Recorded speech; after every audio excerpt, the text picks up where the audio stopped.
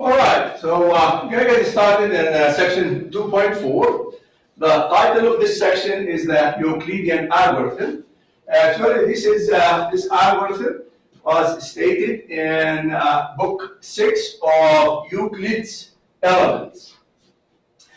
So the objectives of this section are as follows. First, we're going to state and justify that the Euclidean algorithm actually give the greatest common divisor of two integers and actually give it in an efficient way. Means the number of steps needed is actually not very many.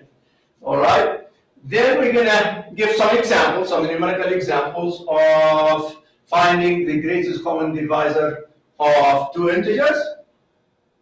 Then, as you know, we can express the greatest common divisor as a linear combination of the two numbers that we are taking their greatest common divisor, means finding an x and y, so that a, b, the greatest common divisor is this linear comparison. So we're going to be able to find an x and a y that would satisfy this equation.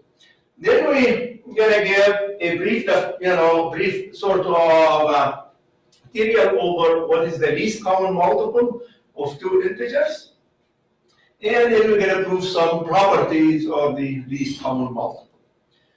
So let's get started with the first item in here. So to begin with, maybe we need to explain what is this word algorithm means. Actually, an algorithm is a method or a procedure or a recipe, if you wish, that takes some inputs, okay, and when you apply the steps, okay, of this procedure or method of our what we call algorithm, you come up with an output. All right. So for a certain input that actually the algorithm is supposed to do, it produces a corresponding output. So in our case, the input is going to be the two integers that we want to find their greatest common divisor, and the steps that we're going to actually go through. And then at the end, we hopefully this will produce as an output the greatest common divisor of these two integers. So we're not going to be very formal in the sense of stating the algorithm that as it would be stated like using a pseudocode for in a computer programming course. However, we want to use the English language to describe this algorithm. All right. So let's start. First of all, why we need an algorithm to find the greatest common divisor? Well, according to the definition of greatest common divisor, it is the largest integer that is a common divisor for both a and b. So if we are given, in other words, according to the definition, if we are given a and b integers, and remember we're going to assume not both equal to 0.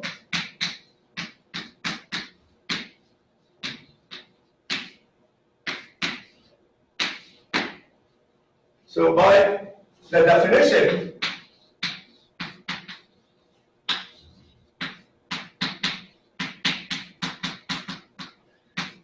to find greatest common divisor of a and b, we need to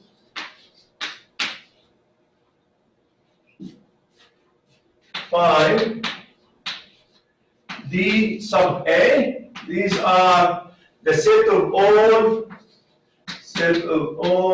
positive divisors of a. Then if we let d sub b to be the set of positive divisors of b, then we can take their intersection, db, d sub b, and this intersection we know it's not going to be empty, All right, because we are assuming not both of these integers actually it's not going to be empty. It's going to be bigger than or equal to 1. And then we take the maximum, all right, of this set. We know that this is a finite set when not both the integers is 0. All right. Well, finding the positive divisors of A, more or less, it means we need some factoring of A. And when A is a very large integer, actually factoring a large integer is a very hard problem, okay? And it means hard in the sense of complexity. It means the time it takes, it's actually tremendous and actually it is impossible. There is no efficient algorithm to actually factor big integers. Similarly, if the two integers, in other words, are big, means 100 digits or more, this method, even with the use of supercomputers and very fast computer, is not possible. All right? So this is the reason we need an alternative, basically, method to find the greatest common divisor. And this method is the Euclidean algorithm. As you see, that Euclidean algorithm stated over 3,000 years ago, still it is actually the best, probably, algorithm in finding greatest common divisor. All right? The algorithm, the Euclidean algorithm, is basically a repeated application of the division algorithm. Okay? So in other words, so this is what we need to, will be using in the Euclidean algorithm, is repeated application of the division algorithm.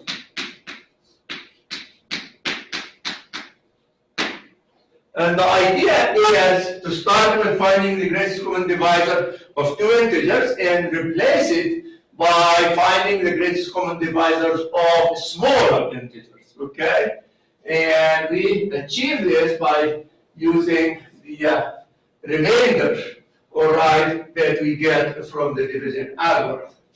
All right? The second thing that we'll need is this property that we have shown, that the greatest common divisor of A and B is equal to A, and I could take actually any combination of A with B like this, or I can do it with A. It means I can take A plus BY and actually B for every X, Y, and Z.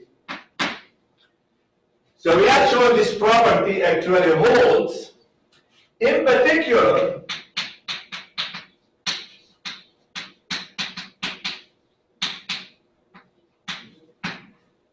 if actually A is equal, and this is the by division algorithm, if I can write A equal QB plus R, and this is equivalent to saying that R is equal A minus a QB, all right?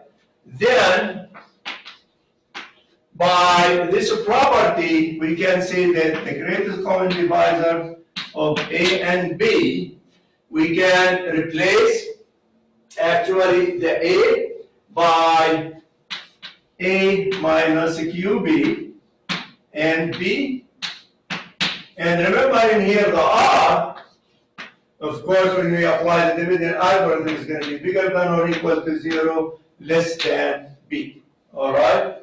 So we can replace, and the A here is, of course, supposedly to be bigger than B. But this is equal to R, so this is actually R and B. So, or we can write this is BR. Right. So in other words, we started trying to find the greatest common divisor of A and B, and then we can say, based on this property, that it is the same as finding the greatest common divisor of B, and which is, and a smaller number, which is R, all right? And then we're going to repeat this process over and over again. All right, to illustrate, how this Euclidean algorithm actually, the steps of it, let's look at an example, and then we will actually state the steps of the algorithm in general. All right, and then we work out through this example. We're going to illustrate why it actually produces the greatest common divisor. All right, so here's the example. I want to give an example of some small numbers. All right, because even for large numbers, we will be using a computer, but actually, as I say, it is much more efficient, and actually you can use to find greatest common divisor of very large integers. Okay, so let's assume we need to find the greatest common divisor of 72 and 30. So we're going to take the larger of these two, all right, so it's 72, and then we're going to apply the division algorithm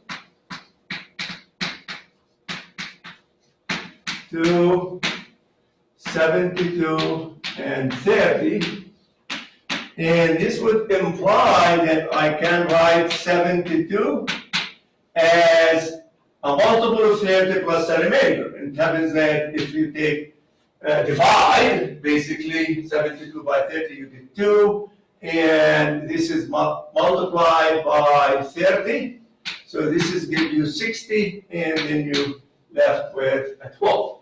So the 12 is the remainder in here. So this is the first remainder, okay? Now, it's not very hard to see that with 7230, we can replace, in other words, we're going to be solving for the 12, all right? So 12 is going to be 72 minus 2 times 30, all right? And I'm going to be replacing, then finding the greatest common divisor of these is equivalent to finding the 12 and 30. All right, because the remainder in here is actually the 12.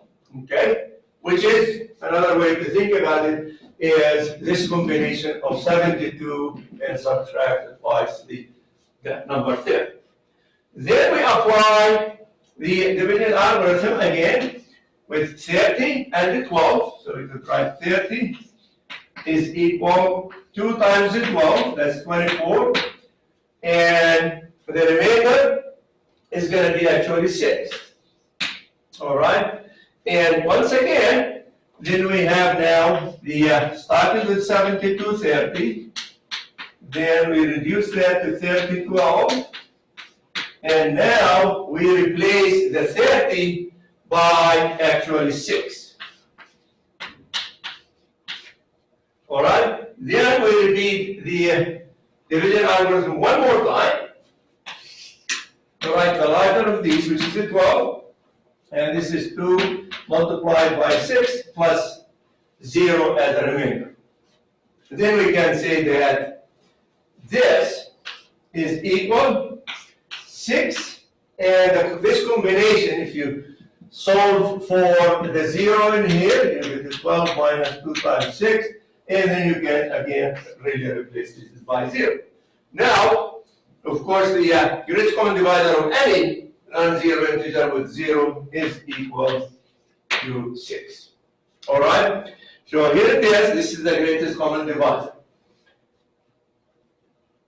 All right. So let's actually go ahead and put the steps of the Euclidean algorithm. So suppose we are given two integers, a and b, not both equal to 0, and we want to find their greatest common divisor. Okay, so suppose, so this is the input given, a and b in z integer, not both equal to 0.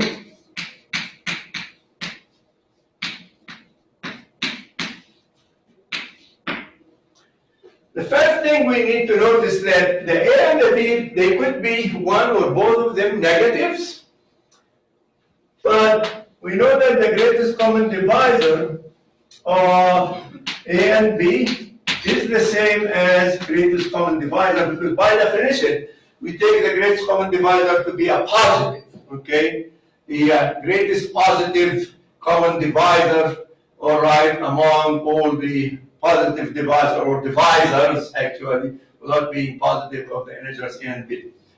So we know that if a has a divisor, then the negative a is going to have the negative of that divisor. Okay? So in other words, we could restrict ourselves by finding the greatest common divisor to the absolute value of even a and b. So for this reason, without loss of generality, we assume that a and b, let's say a is bigger than or equal to b, and this is actually being positive. All right? So step number 1 in this algorithm. So this is where we're going to apply the algorithm to positive, actually, integers. All right? First thing is we write a as qb. Let me call this is actually q1, b plus r1. So this is by the division algorithm. If r1 is equal to 0, then we have a is equal to q1b, which means that a actually divides, b divides a.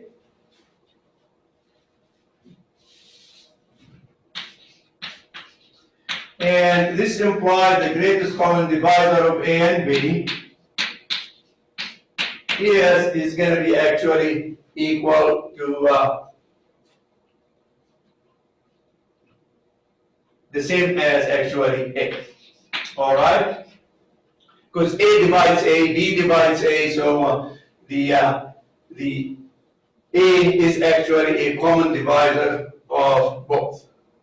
All right? And this agrees actually with the what we have in here. We're finding the greatest common divisor of a and b, and we are saying this is equal to this one also is equal a, and we are replacing the actually with I'm sorry. Okay, then let's see. So if this is equal to 0, then a is a multiple of b. All right, we're dividing by the smaller of these, and which makes that b is divisible by a, right? And then the greatest common divisor of these is going to be actually equal to b. All right. Also, we can see that this would be also equal to, all right, the b and the r. All right. So it does agree with what we have in terms of, which is actually r1, which is 0. And this is equal to b. However, if on the other hand,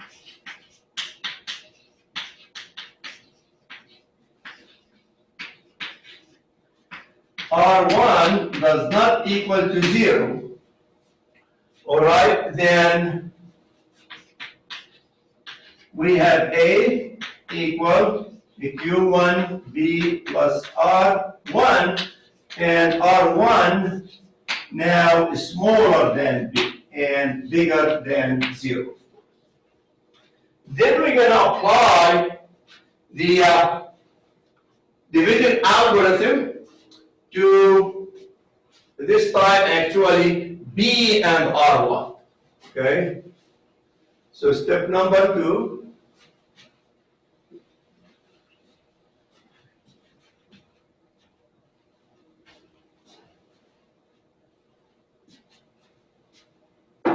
So step 2, we apply the division algorithm to B and R1. Of course, the B is the bigger one, so we're going to express B as Q2 R1 plus R2. And again, this R2 is going to be bigger than or equal to 0, less than R1. Once again, if R2 is equal to 0,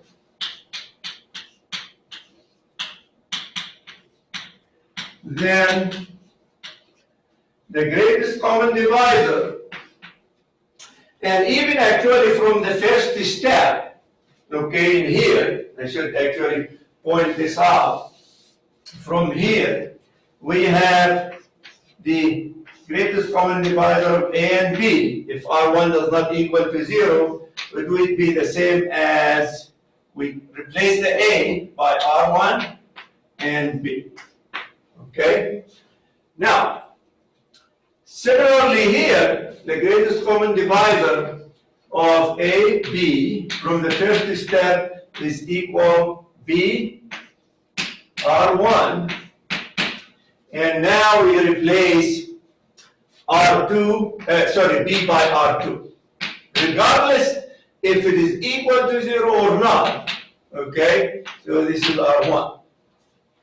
Now, if this is equal to 0, this becomes 0, R1, and this is equal, of course, R1. So as you see the R1 in here, that is to be the remainder. First of all, in the first step, the remainder was 0, right? And we actually have the greatest common divisor between A and B is B. This is the smaller of the two, basically.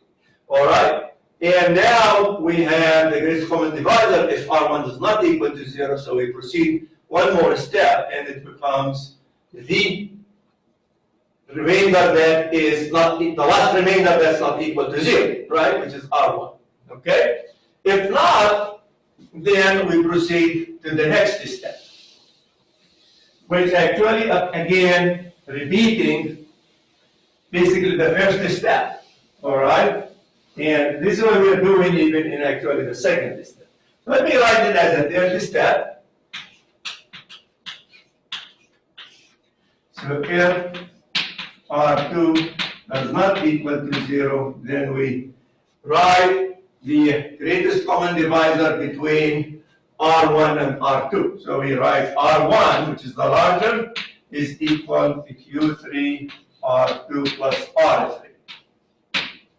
And in this case, we have 0 less than or equal R1, less than or equal R2, less than or equal R3.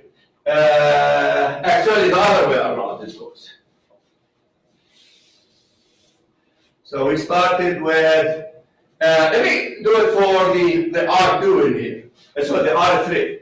So the R3 is going to be less than R2, and this one is actually bigger than or equal to 0. But this one was less than or equal to less than, okay, R1, and this less than or equal, what is the most that it's actually is 0. All right, so maybe just to stop right there, okay, it could be equal to 0, all right? But the last one is actually bigger than or equal to 0. So if we we can continue, and in this case, the greatest common divisor of A and B is going to be, remember from the first step we have R1B. In the second step, we replace the B by R2. And now we replace the R1 by R3. Regardless if it's equal to 0 or not. Of course, if R3 is equal to 0,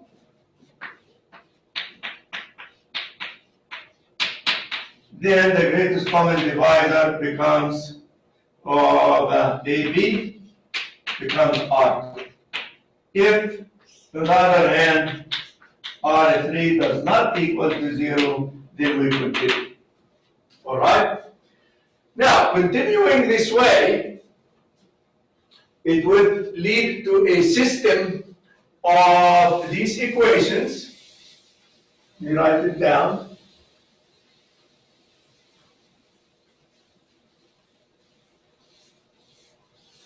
So let's say after n plus 1 steps, n plus 1 steps, we have this. So start with A equal the Q1B plus R1.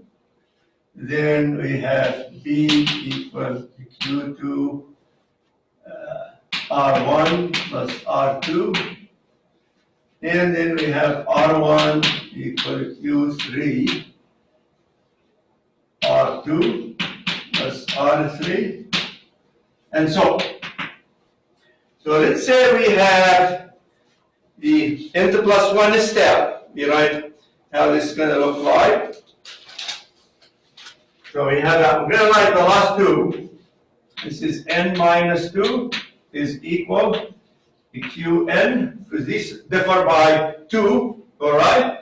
Then Rn minus 1 plus Rn, and then Rn, let's say minus 1 is equal to Qn plus 1, then Rn and plus 0.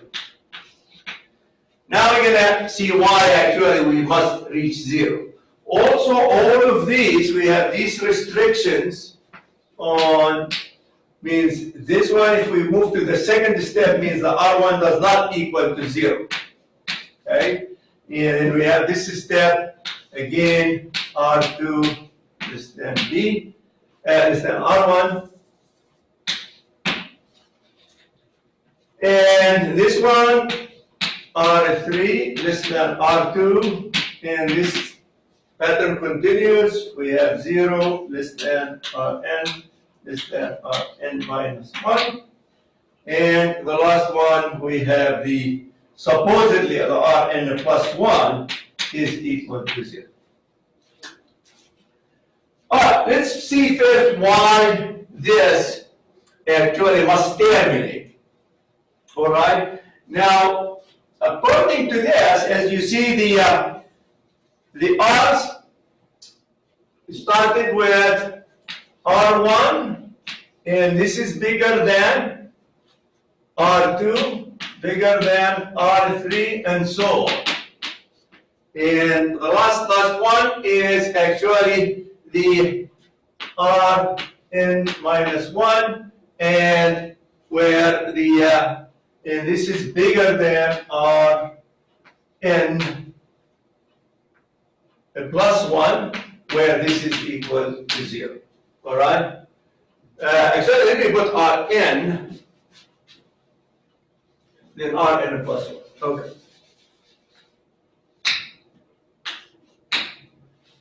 All right. The reason is for this is a sequence of integers. All right, and all these are positive integers, and it is actually decreasing. So this is a sequence of positive,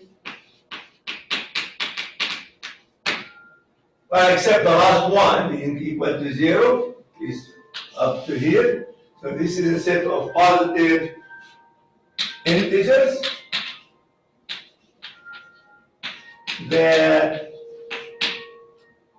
is decreasing.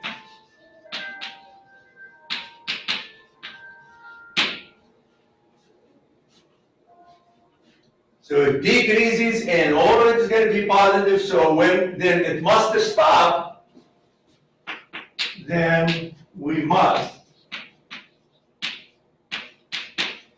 get a zero remainder after at most B steps. Actually, in general, we get much less than that number, where the B is the smaller of the two integers that we're finding their positive, their actually greatest common divisor. All right? All right, and based on all the way when we did the calculations in here, we started with saying that AB is equal R1B, then this is equal R1, R2, then this is equal R3, R2, always and so on. So to the last one, where we have this is equal to Rn n0, which is the last non-zero remainder, which is Rn0, and this is equal R. All right? So the justification of the algorithm, as I said, is that, key ideas that we put at the very beginning. All right?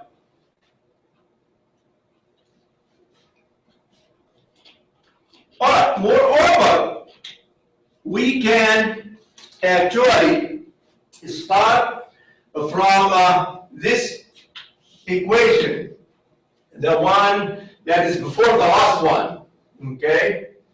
And start doing back substitution, okay? And I will go through this in general here, and we will see this through the example to express the greatest common divisor, which is Rn, as a linear combination of A and B. All right? Let me take this one out and go through the process. So we're gonna take the last, the equation before the last one, which is just this one. And I don't need these here anymore, okay? So I want to start with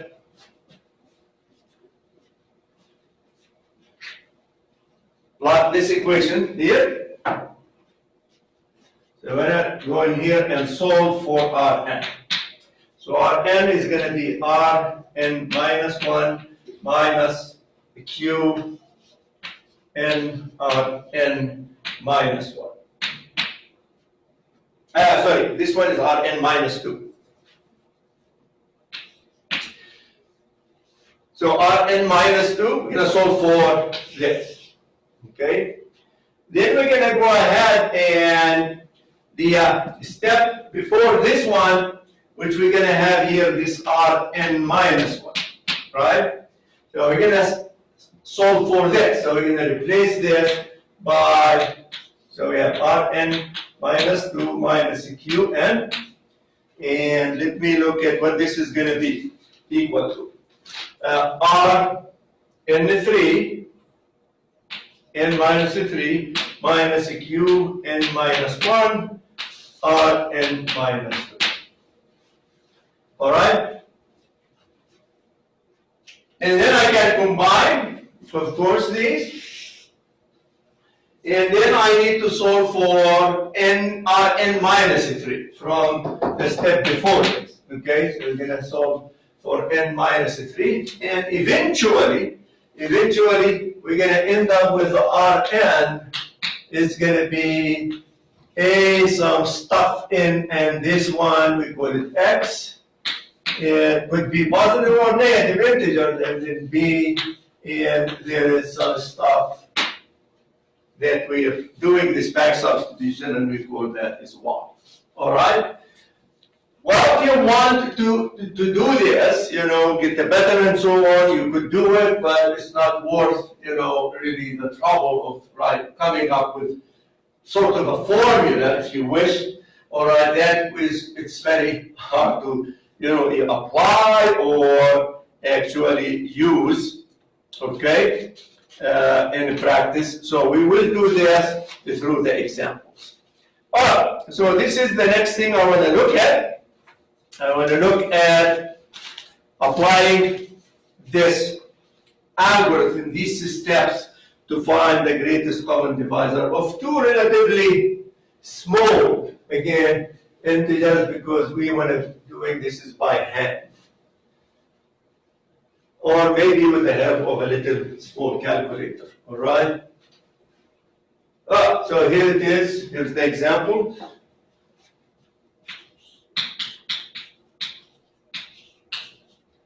So we need to find the greatest common divisor of these two integers, 288 and 51.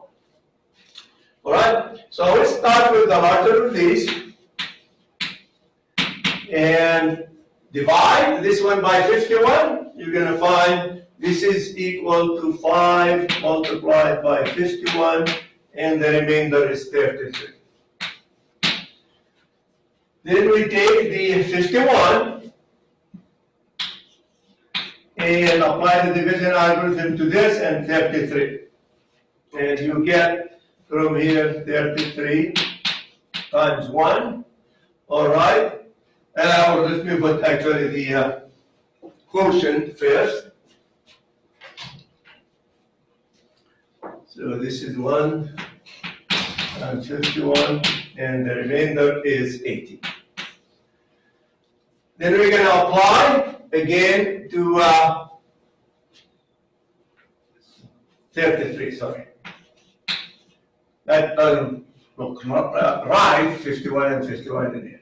Now, we're going to again apply this to the 18 and 33. So we're going to write the 33 as a multiple of 18, which we need about 1 again. This is 1 times 18, and the remainder is going to be 15. Then we're going to do the 15 and the 18. So the 18 is equal to 1 times 15 plus the 3. And then we're going to do the 15 and the 3, and we don't have any remainder anymore. So this calculation implies that the greatest common divisor of and 51 is equal to the last non-zero remainder, which is equal to 3. Now, to find the x and y, as we say, we're going to start from here and we're going to solve for the 3. And so this is going to be 18 minus 1 times 15. And then we're going to go and solve for the 15. All right? So still we have the 3.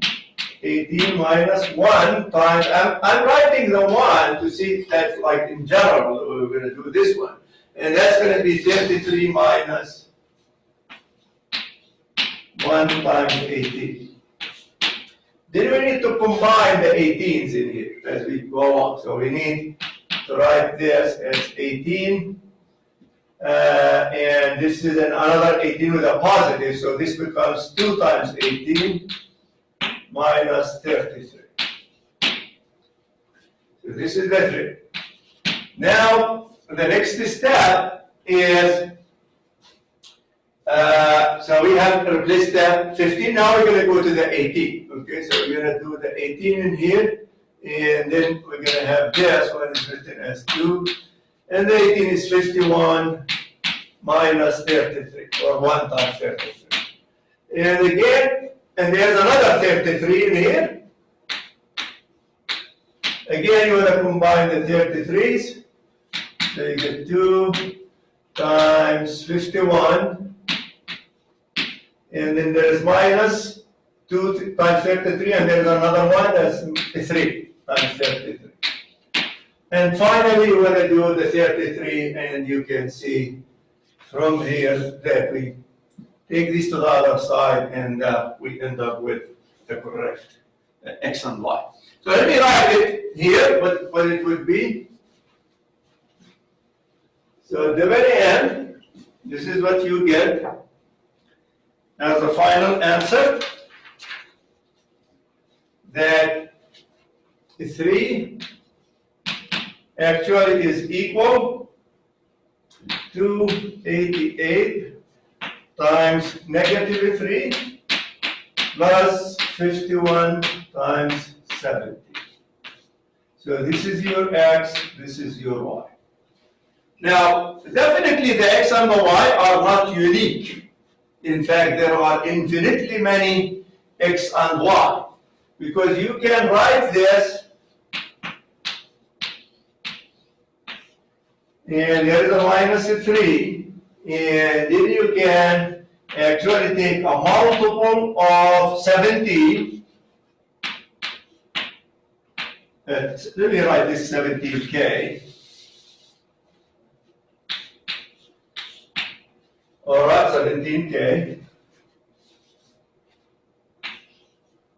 And then plus 51, and then write this one as 17 minus. All right.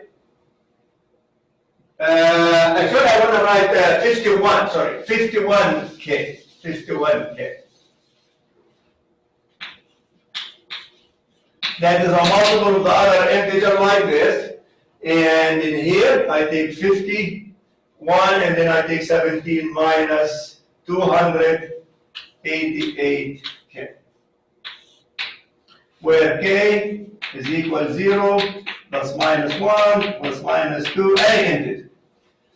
At the very end, when you multiply this, you're going to come up with 288 times 51 times k, and in here, we're going to have negative that. So they cancel each other out, and we end up with just the original, all right, identity up there. All right? So in other words, there are infinitely many. Infinitely many x and y that we could express the greatest common divisor as a linear combination of these. All right, our next topic is the least common multiple of two integers. This is something we don't use very often. The greatest common divisor will be used throughout all the time, okay? But once in a while, we might come across the least common multiple. So we need to define this like we did with the greatest common divisors. Okay? So let's assume that if A and B be integers.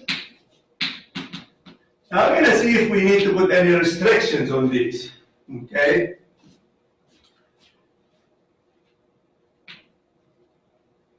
A positive, since we are interested in, positive common divisors, common multiples, a positive integer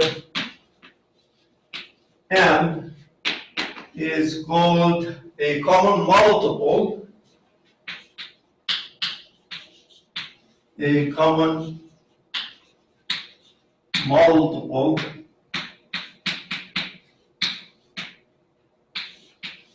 of A and B,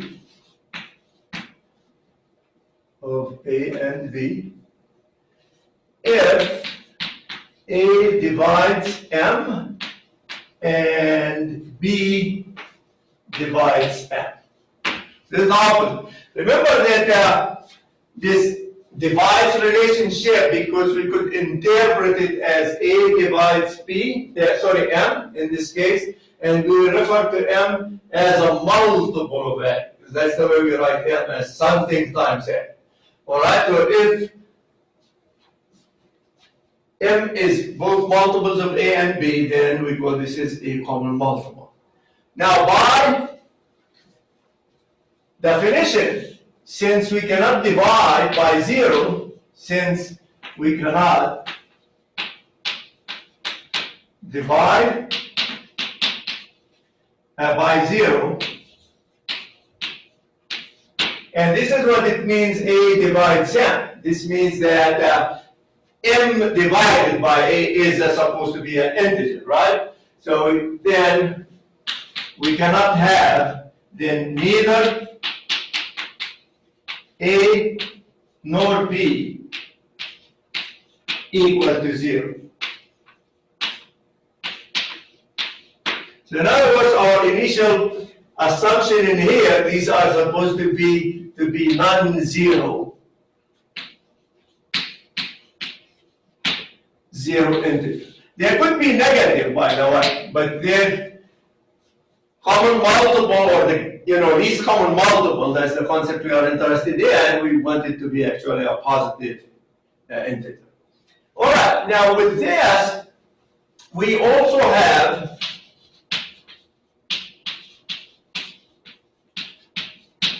that A divides AB and B divides AB.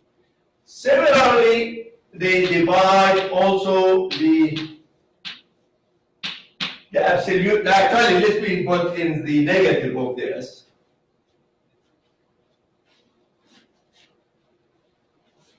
So they divide that because AB is a multiple of A, this A times B, all right? And also A divides negative AB, same thing, B divides negative AB.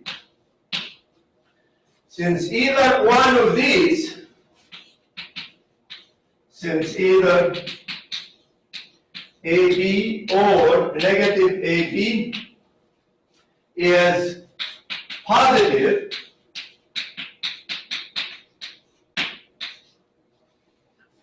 right? Remember, both of them cannot, they're both non-zero. They must not equal to 0. So it must be one of them is positive. Then the set of common multiples of A and B is not empty. Is not empty. Then if we take the set of the positive common multiple, so then this one is either positive, then the set of, actually, let me call it the set of positive, okay? Sorry, positive. Okay, so positive common multiples of A and B is not empty. Then by the will ordering principle, this set is going to have a least element. That least element, we call it the least common multiple. All right? I hope you understand the logic, okay, that we are following in here to see the existence, actually, of least common multiple. And by the will ordering principle,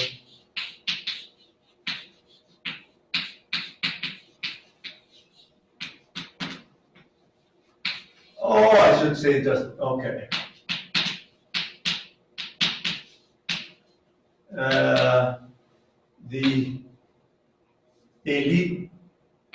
The least common multiple exists. Least common multiple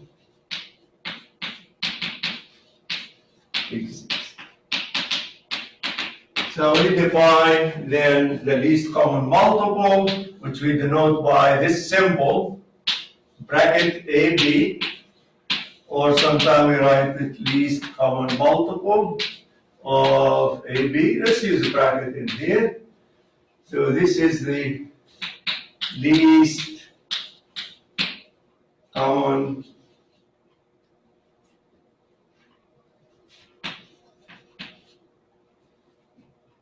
positive multiple of A and B. Alright. First we're going to give actually a characterization of the least common multiple similar to that of the greatest common divisor.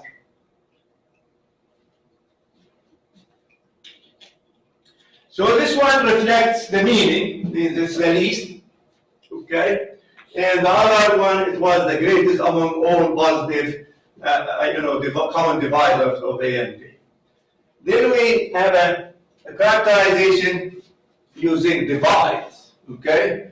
So here's the theorem.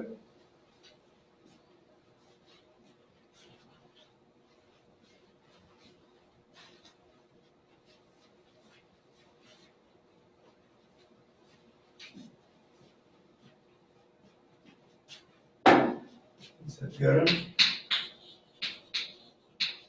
So this is characterization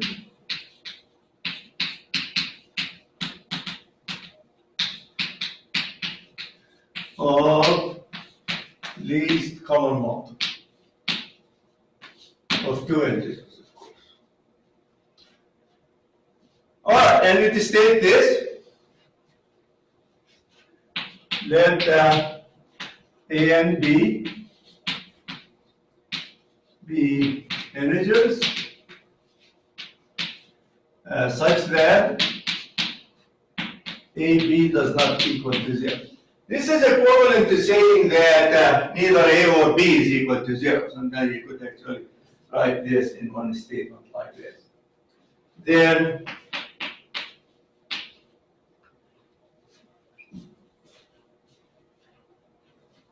M, and a positive integer M, is equal AB.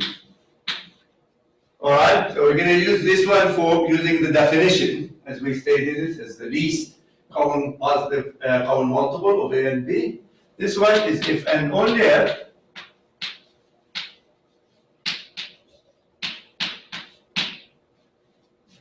alright, M, A divides M and B divides M, or M is a common multiple of these, and if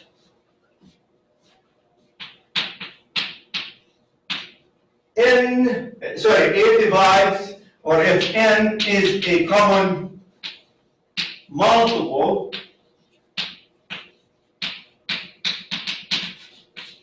of A and B, then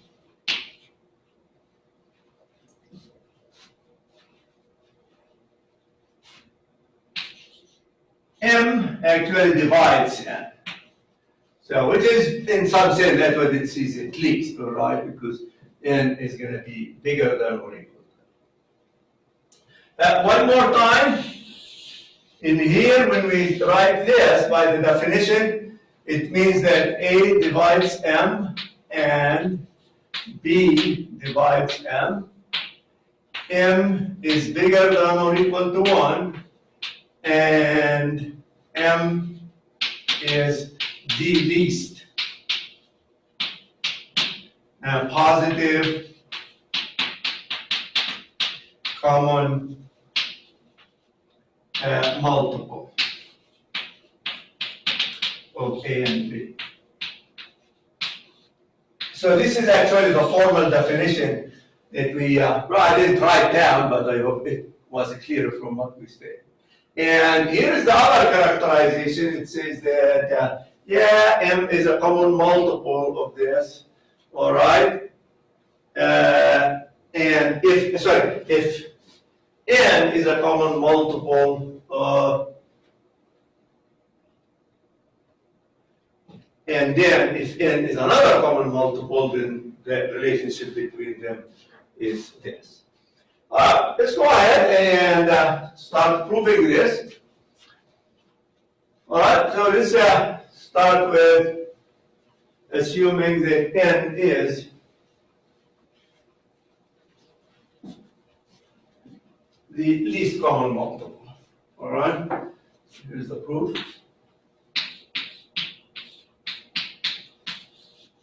Let's assume that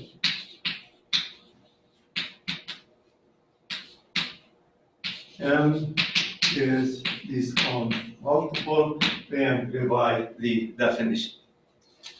All right? Then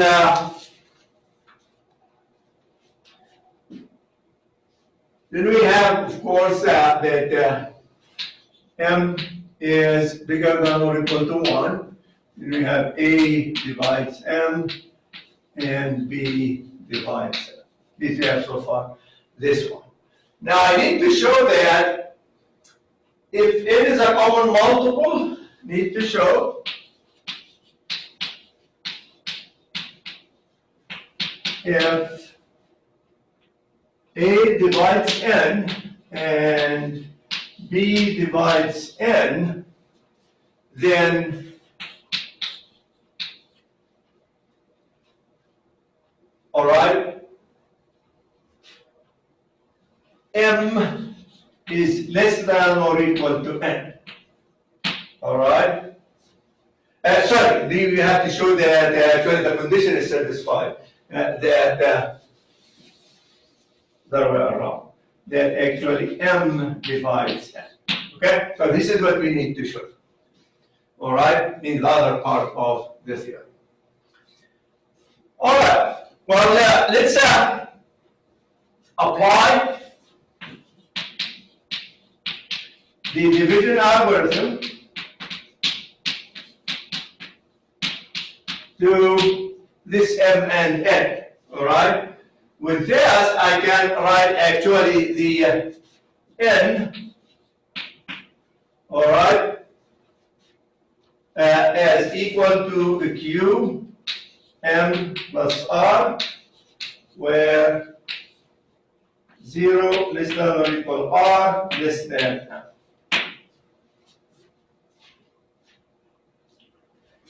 Now, let's assume r, if r does not equal to 0, then we have r is equal to n minus q m. All right?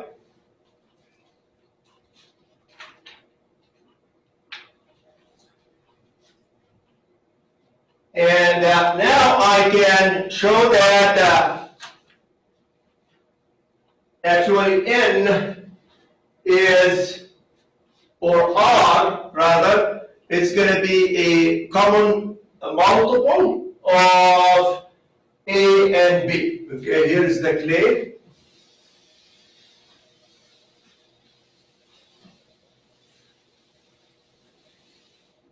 So if r is not equal to 0, then we have that one. Then I claim that r is a common multiple of A and B. All right, let's see what we have. We have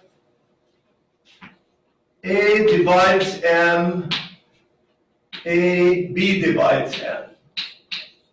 From these we can write M as AU, and this M is equal BV. We also have N, A divides N, and B divides N. And this implies that N is equal AX, and N is equal BY. For all of these are integers, of course, the X and the Y and the U and the V. All right, well, let's look at this R in here. So let's take R equal, and let me replace the N by AX. Okay, now let me write that first of all. This is which equation I'm using. I'm using this equation here, n minus qn. So this is equal ax minus q, and I want to replace the m by au. So as you see, we can take an a out, and then we have x minus qu, and this implies that actually a divides, right, r, all right?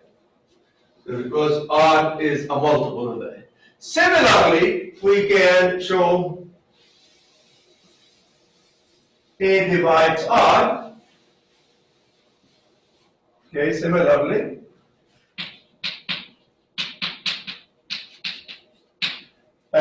B divides R. So then we have R is a common divisor. So this implies R is a common multiple of A and B. But R is less than, okay, if we say it's not equal to 0, then this is less than m, bigger than 0, and this is a contradiction because m is the least positive common divisor. So this one is a contradiction since m is the least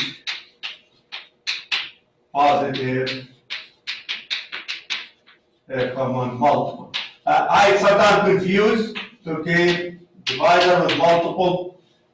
Sometimes I watch myself and get myself saying incorrectly. It's a positive common multiple, all right? Which means that it cannot be. So therefore, R must equal to 0, and this implies that N is equal to Qm, and this implies that yes, we do have this relation. M divides N. Now, let's look at the converse, that is if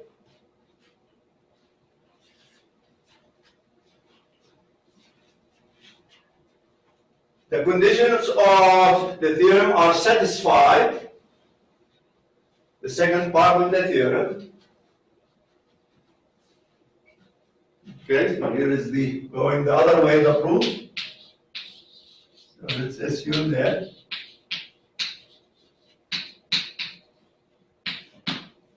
if A divides N and B divides N implies, okay, that M divides N, then where M, of course, is a common multiple, all right, of A and B, then we need to show that, then I want to show that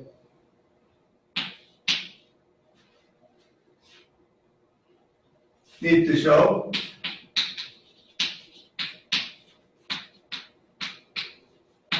M is least common multiple of A and B according to that definition.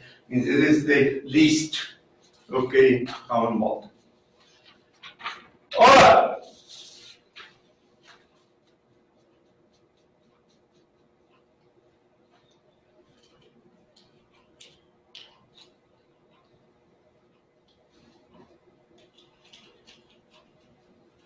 Actually, one other thing in here, I'm gonna also assuming in here. So assuming there's also we have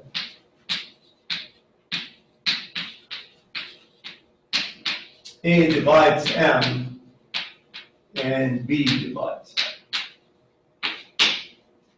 Okay, and we have another common multiple, and for this common multiple we have M is less than or equal to M, then we need to do this.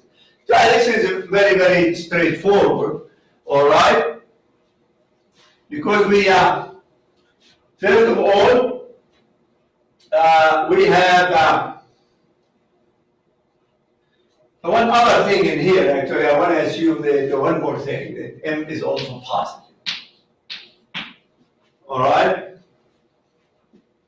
So the first thing in the definition, okay, so we have, in the proof, we have, the only thing I need, okay, we only need to show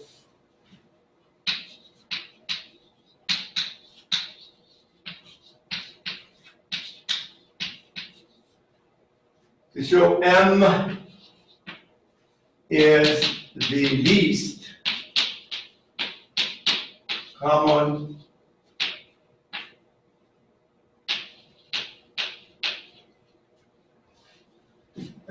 positive multiple of A and B. So we know it is a common multiple, right? It is positive, so we only need to show it is very. Now, from this statement in here, that since M divides N, this implies actually M is less than or equal the absolute value of N. All right? Because N could be a positive or negative, common multiple of A and B, so but at least I know this. All right? Now from here, if I remove the absolute value, okay, so this is the absolute value of N is bigger than or equal to M, and this is bigger than 0, implies that either N bigger than or equal to M, or N is less than or equal to negative N. Okay? Well, so we have in this case actually M is smaller than or equal to N when N is positive. And if N is negative, all right, then if I multiply this is by -1, that's what it's going to be, then it becomes M less than or equal to negative N, and this becomes actually positive. So in other words, in either the N or the negative N, whoever, from these being the positive, okay, multiple of A and B, then M is smaller than or equal to. All right, let's move on to prove one other theorem together with a little corollary to that, and we're done.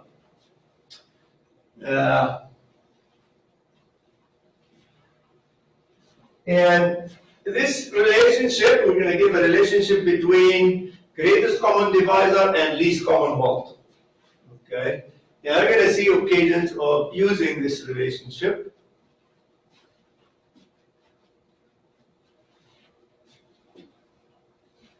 Okay, so we're going to assume first of all that the A and the B are positive. Okay, so here's another theorem. That A and B be positive integers, or equivalently, we say these are natural numbers, then the least common multiple of these multiplied by the greatest common divisor is the product of AB. All right? And we also can express this definitely by saying that least common multiple is equal AB over greatest common divisor, or the other way around. So there's other equivalent forms for this. So let's go ahead and do the proof in here. So let's assume that B is equal greatest common divisor of these. And also let's assume that M is equal AB over D.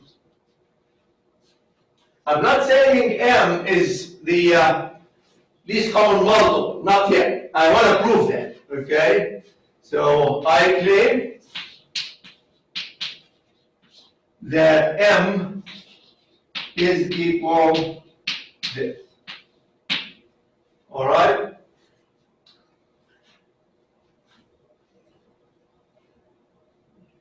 First of all, which we have D is equal,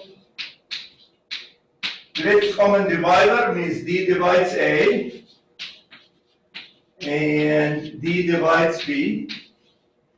And this, in turn, means A is equal RD, and B is equal SD. All right? Now let's go ahead and then write what M is equal to. Then M is equal to AB over D. So this one is going to be RD times SD over D, which is equal RSD. All right?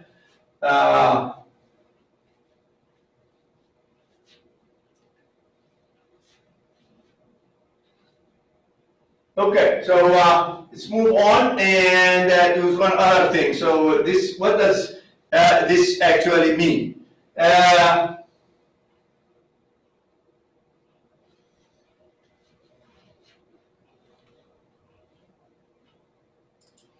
Okay, so what we have in here, so M, we could write this one as the RD is equal AS, and this implies actually A divides M. Similarly, if I take the S and the D and replace this is by B, okay, so from here also we have M is equal RB, and then we have again B divides M.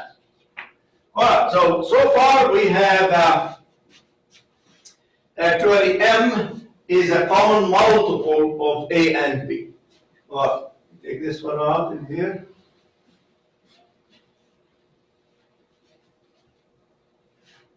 And it is positive, alright, because A and B and D, everything is positive in here. Alright? So we have, therefore, M is the common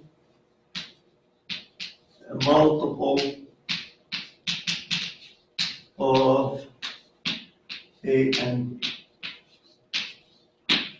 Then I'm going to be using the theorem, the last theorem, to show that if we are given another, so we're going to let N be the common multiple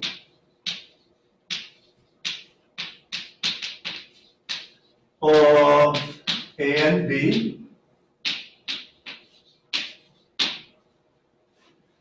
and this implies that N is equal AU and N is equal BB for some, again, integers U, B. Actually, everything in here positive, so we might say natural numbers. Or, now, there's one other thing that we need is to express the greatest common divisor as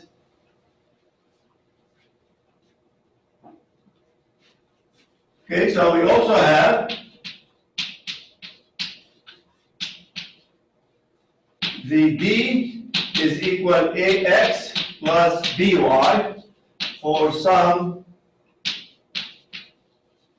X, Y, and Z, natural numbers. So what actually they could be positive or negatives, all right? Cannot be actually positive to give a combination to come up with a positive number, okay? Well, it could be, but you know, we allow even some negatives as well. All right, now let's put all this together here. I want to look at m divided by, actually, let me actually do n over, okay? So I want to show the n over m. N, equal this one off.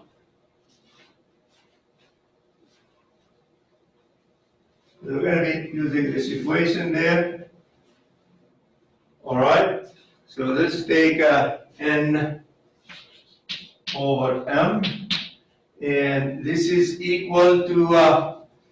I want to multiply this is by d up and down. Nothing there. And this is equal to, we're going to substitute for the d in the top by ax plus by. And the bottom one, I want to use this equation. All right, so from this equation, I can say md is equal to ab. All right, so we're going to have that as ab. All right. Now, we can write this as, if I split this into kind of two fractions, so we have a n ax over ab plus n by over ab, and this is equal to, looks like we're working with a fraction, but actually everything, it's going to be actually natural numbers. All right, so we could write this one as nx over b plus ny over a. All right, and we could write this one as me rename the n over a, because this is a prime. Actually, let me call this is, I don't know, r, we used rs here before. Let me use something else, lx plus k y. All right.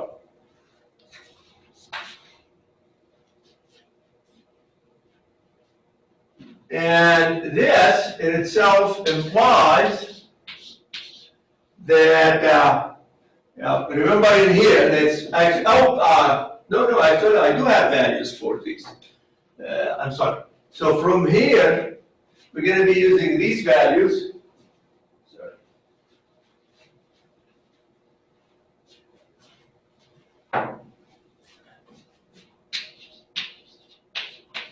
Okay, so from here, we have actually the n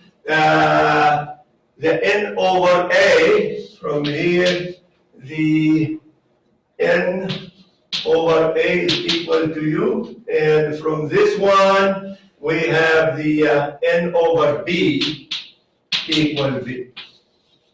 So let's use these values. So this is equal n over b is vx plus uy.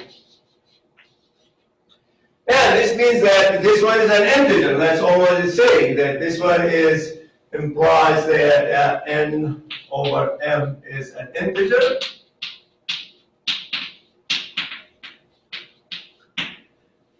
And this means that actually what we have is m divides n,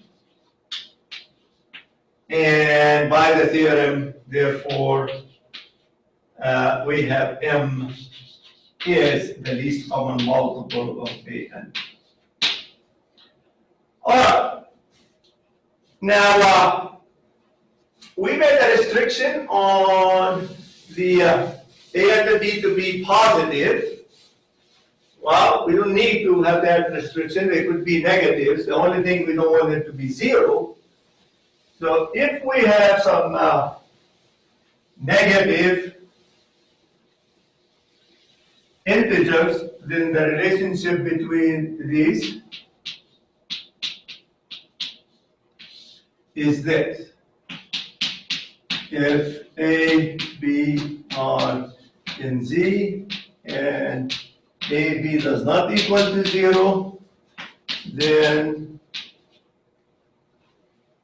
the relationship between the AB's least common multiple, okay, is equal to the absolute value of AB over the greatest common divisor.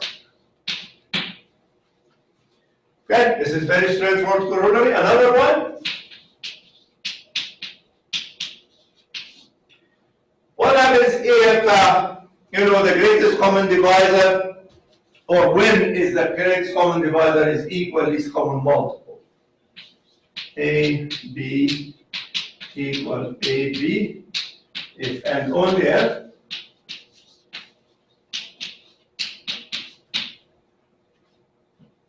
the greatest common divisor, these are relatively prime, basically.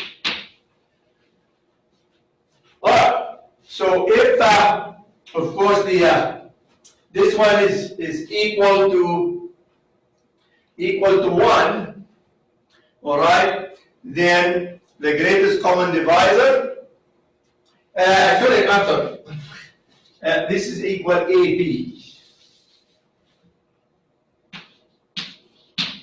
If and only if the greatest common divisor is 1. So if the greatest common divisor is equal to 1, of course, definitely, because everything is positive in here, then we have, actually, this is equal, well, it's not absolute value, just because we even allow A and B to be negatives. All right? And on the other hand, if these are equal to each other, then, of course, the greatest common divisor must equal to 1 in order for this relationship to hold. All right, this is it for this section. In the next section, we're going to be talking about the affine equation, and it's also a short section as well. All right, let's stop right here.